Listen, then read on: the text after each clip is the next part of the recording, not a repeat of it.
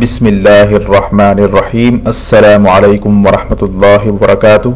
असलियत टीवी में खुशामदीद। उम्मीद है आप खैर आफियत से होंगे। अल्लाह ताला से दुआ है कि वतन अजीज़ तमाम तर साजिशों और दुश्मनों के शर से महफूज रहे। आमीन सुम्मा आमीन। आपसे गुजारिश है कि नीचे कमेंट सेक्शन में एक दफ़ा आमीन ज़रूर लिखते जाइए।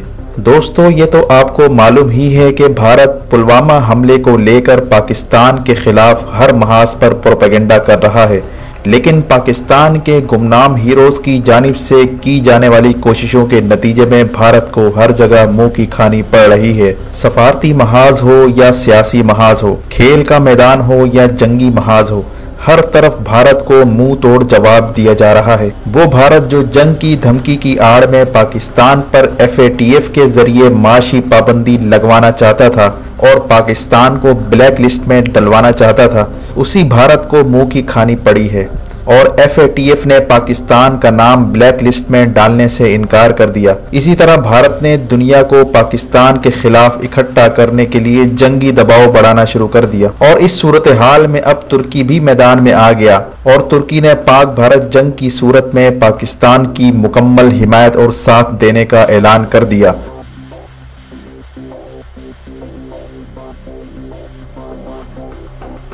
तुर्की की हुकूमत ने बयान जारी किया है कि पाकिस्तान के खिलाफ अगर दुश्मनों की जानिब से जंग मुसल्लत की जाती है तो तुर्की पाकिस्तान के शाना बशाना पाकिस्तान के साथ खड़ा होगा। तुर्की की ये हिमायत वो भी ऐसे मौके पर जब भारत धौंस धमकियां और साजिशें कर रहा है। ऐसी सूरत हाल में तुर्की का ये बयान बहुत अहमियत का हामिल है। तुर्की न सिर्फ मुस्लिम मुल्क है बल्कि नेटो का एक अहम रुकन मुल्क भी है, जिसकी सरहदें यूरोप और मशरिक़ वुस्ता से मिलती हैं। तुर्की ने पाकिस्तान की हिमायत में ये बयान क्यों दिया? मजीद तफसील में जाने से पहले हमारी आपसे एक ही गुजारिश है कि अगर आपने हमारा चैनल सब्सक्राइब नहीं किया तो हमारा चैनल सब्सक्राइब कर लीजिए और घंटी के निशान को दबाना मत भूलिए। इसी तरह वीडियो को लाइक करने के साथ साथ फेसबुक, व्हाट्सएप, ट्विटर और सोशल मीडिया पर ज्यादा से ज्यादा शेयर कीजिए। सामीन कराम, तुर्की एक मजबूत मुस्लिम मुल्क है। ये वो मुल्क है जो कभी मुसलमानों की अजीम खिलाफत का महवर और मरकज होता था। तुर्की और पाकिस्तान का रिश्ता पाकिस्तान के क़याम से भी पहले का है। जब खिलाफत उस्मानिया का सुकूत हुआ था तो पाकिस्तान ही के लोगों ने खिलाफत की हिमायत में तहरीक चलाई थी।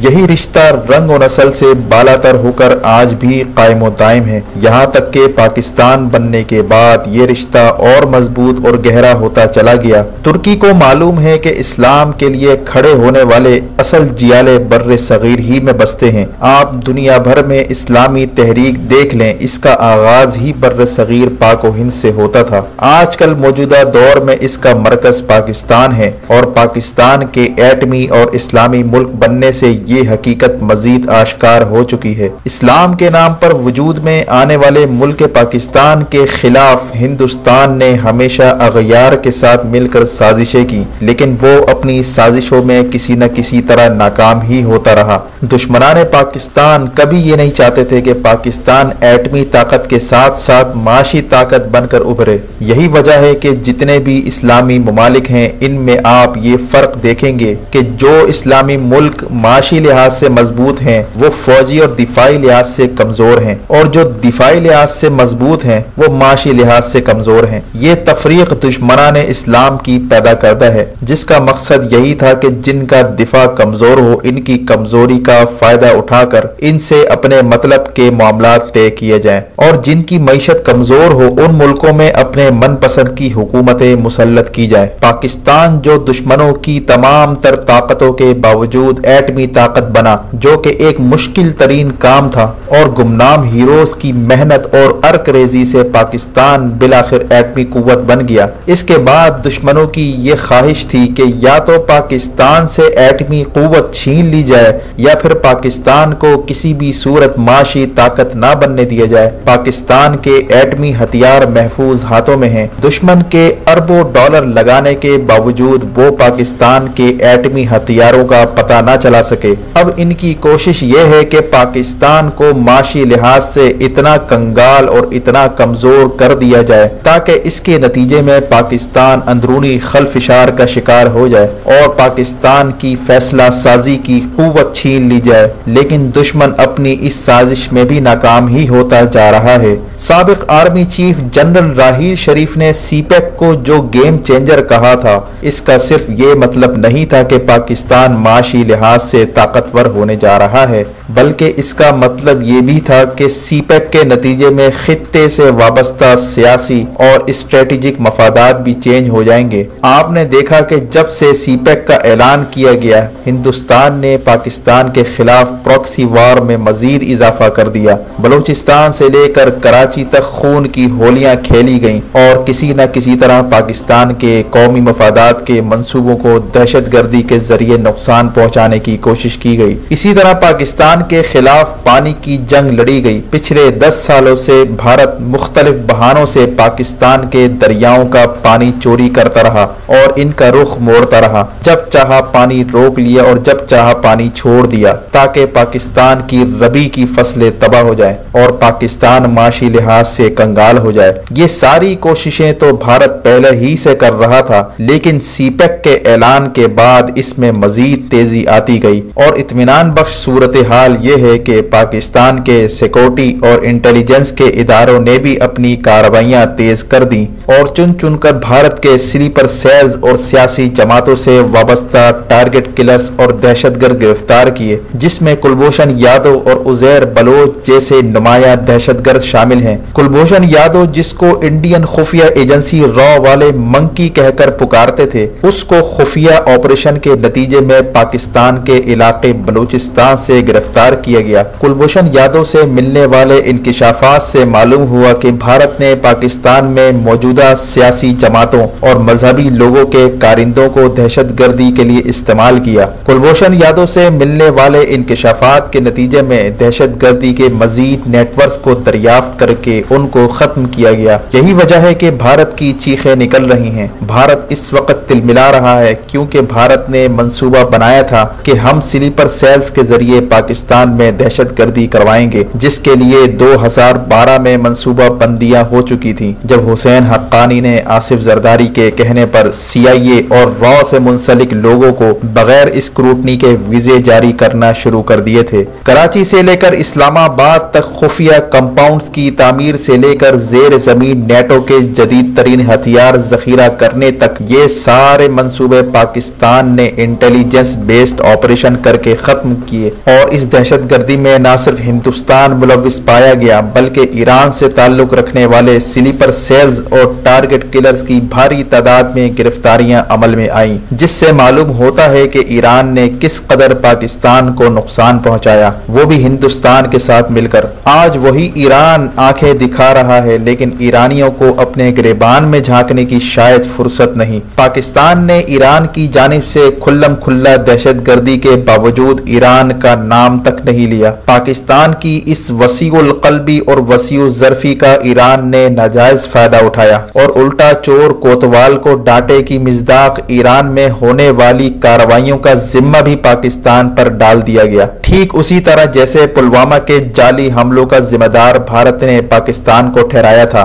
मेरे पाकिस्तानी भाइयों, ये महज इत्तेफाकिया नहीं है कि ईरान और इंडिया एक पेज पर हैं। ईरान और इंडिया की हिस्ट्री आप देखें तो इन दोनों मुमालिक का एक दूसरे के साथ चूली दामन का साथ रहा है। यहाँ तक के पाकिस्तान के खिलाफ ये दोनों मुमालिक एक ही मौक़िफ़ के साथ नजर आते हैं। ईरान जो बज़ाहिर इस्लाम का नाम लेता नजर आता है, हकीकत ये है कि हिंदुस्तान की दहशतगर्दी का 80% हिस्सा ईरान की जमीन से होकर गुजरता है और इसमें ईरान की सरजमीन इस्तेमाल होती है। अब आप इसको फ़िरका वारियत समझें या हकीकत हाल का इदराक, इससे हमें गर्ज नहीं। हमारा काम है असलियत बताना और असलियत टीवी का मकसद ही यही है कि बगैर लगे लिपटे आपको सूरत हाल से आगाह करना। आप इस बात से अंदाजा लगाइए कि अली रजा आबदी, जिनका ताल्लुक अहले तशय्यो से है, इनके कातिल भी ईरान में मफरूर हैं और ईरान में पनाह ली हुई है। आखिर पाकिस्तान में दहशतगर्दी करने वाले कब तक ईरान में पनाह लेते रहेंगे? क्या वो वक्त नहीं आ गया कि अब ईरान के साथ दो टोक अंदाज अंदाज में बात की जाए। दूसरी तरफ ईरान पाकिस्तान के दुश्मनों के साथ मिलकर पाकिस्तान ही के खिलाफ साजिशें कर रहा है। अगर आप ईरान में होने वाले धमाके की टाइमिंग चेक करें तो आपको नजर आएगा कि इसके पीछे भी वही कुव्वतें मुलव्विस हैं जो पुलवामा हमले में मुलव्विस थी, और इन धमाकों की टाइमिंग भी वही रखी गई थी जब सऊदी हुक्काम ने पाकिस्तान आना था। जब ये धमाके हुए तो ईरान और इंडिया दोनों ने एक साथ यक ज़बान होकर पाकिस्तान के खिलाफ मनफी प्रोपेगेंडा करना शुरू कर दिया। हालांकि अंधे को भी मालूम है कि अगर किसी घर में मेहमान आता है वो पड़ोसी से फड्डा नहीं करता, लेकिन शायद ईरान और इंडिया ने अच्छी प्लानिंग नहीं की थी। ये दोनों अपने ही जाल में फंसते चले गए। दुनिया ये मानने से कासिर है कि आखिर ईरान और इंडिया में पाकिस्तान क्यों धमाके करवाएगा। साल के 364 दिन अमन और आखिरी दिन में दहशतगर्दी, ये कैसे मुमकिन है। और इंडिया का तो समझ में आता है कि वो हमेशा से ही पाकिस्तान का अजली दुश्मन है। वो पाकिस्तान को नुकसान पहुंचाने के लिए नए नए तरीके तलाश करता रहता है। लेकिन ईरान, जिसको हम बरादर मुल्क कहते नहीं थकते थे, उसने भी इंडिया के साथ मिलकर पाकिस्तान के खिलाफ महाज खोल दिया। और धमाके के अगले रोज ईरानी जनरल ने कहा था कि पाकिस्तान दहशतगर्दी करवा रहा है, और फिर ये भी कहा कि सऊदी अरब गवादर में क्यों आया। जब सऊदी अरब गवादर आया तो ईरान में धमाके हुए। इन बातों को अगर मिलाया जाए तो नतीजा ये निकलता है कि ईरान नहीं चाहता कि गवादर बंदरगाह तामीर हो और वहां सरमायाकारी हो। अगर गवादर में सरमायाकारी हो गई तो ईरान की चाह बहार बंदरगाह की हैसियत खत्म हो जाएगी, क्योंकि गवादर बंदरगाह ईरान की बंदरगाह से बहुत बेहतर है। गवादर बंदरगाह गहरे पानियों की बंदरगाह है जो ईरानी बंदरगाह से काफी बेहतर है। दूसरा ये कि गवादर बंदरगाह की हैसियत माशी और दिफाई भी है, यानी गवादर बंदरगाह के जरिए दीगर ममालिक पर नजर रखी जा सकती है, नकलो हमल की निगरानी की जा सकती है। और ये वो बंदरगाह है जो खलीज अरब में वाक़ है, और जंग की सूरत में ये बंदरगाह बहुत ही अहमियत की हामिल है। तीसरी बात यह है कि गवादर बंदरगाह के बनने से पाकिस्तान माशी मरकज बन जाएगा, जो भारत को किसी भी सूरत कबूल नहीं है। चौथी वजह यह है कि सऊदी अरब की गवादर बंदरगाह तक रसाई का ये मतलब है कि ईरान अगर आबनाए हुर्मुज यानी समंदरी रास्ता बंद कर देता है तो गवादर वो वाहिद बंदरगाह है जो इसका तोड़ है, यानी सऊदी अरब और दीगर ममालिक गवादर के जरिए अपना तेल और दीगर सामान लॉन्चों के जरिए भेज सकते हैं। इसी वजह से ईरान की चीखें निकल रही हैं। ईरान का आबनाए हुर्मुज की अहमियत खत्म हो जाएगी। इसी तरह गवादर और इससे मुल्हिका इलाके मादनी वसाइल से माला माल है। इसी तरह गवादर बंदरगाह की वजह से इंडिया की पाकिस्तान को कंटेन करने की पॉलिसी नाकाम हो जाएगी। इंडिया चाहता है कि वो चाबहार के जरिए अफगानिस्तान और फिर वस्ती एशियाई इलाकों तक रसाई हासिल करे, लेकिन गवादर की सूरत में ये मामला भी खटाई में पड़ गया। पांचवी वजह यह है कि गवादर की तामीर के बाद बलूचिस्तान के माशी हालात ठीक होना शुरू हो जाएंगे, वहां के लोगों को रोजगार मिलेगा और इंडिया की फंडिंग से चलने वाली BLA अपने आप ही खत्म हो जाएगी। छठी वजह यह है कि सीपेक के नतीजे में चाइना अगले चंद सालों में अमेरिका को माशी लिहाज से पीछे छोड़ जाएगा। यही वजह है कि अमेरिका अफगानिस्तान से फौजें निकालकर साउथ चाइना में तैनात करना चाहता है ताकि चाइना का घेराव किया जा सके। माहिरीन का यही कहना था कि अफगानिस्तान की जंग खत्म होने का मतलब एक नई जंग का आगाज है, यानी अब साउथ चाइना में अमेरिका और चाइना के दरमियान कशीदगी बढ़ने जा रही है। इन तमाम बातों से आप पर बखूबी वाज़े हो गया कि सीपेक को गेम चेंजर आखिर क्यों कहा जाता था। यही वजह है कि ईरान और इंडिया अपने अपने हाथ जाली धमाके करवाकर इसका मलबा पाकिस्तान पर डालना चाहते हैं ताकि पाकिस्तान पर मशरकी और मगरबी सरहद पर दबाव बढ़ाया जाए और फिर अंदर से स्लीपर सेल्स को और दीगर सियासी जमातों से मुंसलिक दहशतगर्दों को एक्टिवेट किया जाए ताकि पाकिस्तान में इतने हालात खराब हों जो सीपेक के लिए साजगार ना हो सके। ईरान चाहता है कि गवादर की बंदरगाह किसी सूरत तामीर ना हो सके। इसी तरह इंडिया चाहता है कि पाकिस्तान माशी ताकत ना बने। इसी वजह से इंडिया ईरान की सरजमीन इस्तेमाल करके बलूचिस्तान में दहशतगर्दी करवा रहा है। हिंदुस्तान के पास एक ही रास्ता बचा है, वो है ईरानी सरजमीन, क्योंकि पाक अफगान बॉर्डर को सील किया जा रहा है। वहां से दहशतगर्दी मुकम्मल खत्म हो जाएगी। अब यही दहशतगर्द ईरानी सरजमीन इस्तेमाल कर रहे हैं और ईरान के रास्ते से होकर बलूचिस्तान में दाखिल होते हैं, और ये सब ईरान और अफगानिस्तान और इंडिया, ये तीनों मिलकर पूरा दहशतगर्दी का नेटवर्क चला रहे हैं। पाकिस्तान ने हाल ही में ईरान को कहा है कि वो बॉर्डर को सील कर दे, जैसे हमने अफगान बॉर्डर को सील किया है, लेकिन इस पर अब तक ईरान की जानिब से कोई जवाब नहीं आया। जवाब भी कैसे आता, क्योंकि बॉर्डर सील होने की सूरत में दहशतगर्दी का रास्ता बंद हो जाता और ईरानी तेल की जो स्मगलिंग होती है वो भी रुक जाएगी। ईरानी तेल ने पाकिस्तान को सबसे ज्यादा नुकसान पहुंचाया है।